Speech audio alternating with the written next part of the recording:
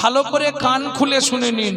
যারা বাড়িতে ঠাকুরের পুজো করেন, সে লক্ষ্মী ঠাকুর হোক, কালী ঠাকুর হোক, যে যার পুজো করেন, তো বাড়িতে তিনটে পাপ কাজ কোনো সময় করবেন না।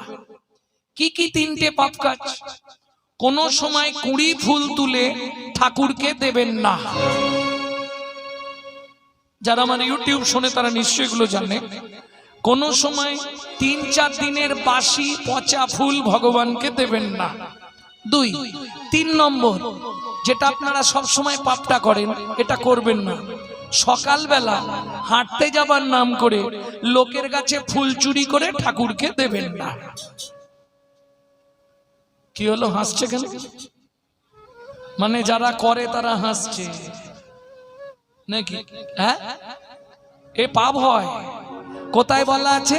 ব্রহ্মবৈবর্ত পুরাণে বলা আছে, শ্রীমদ্ ভাগবতের ৫ম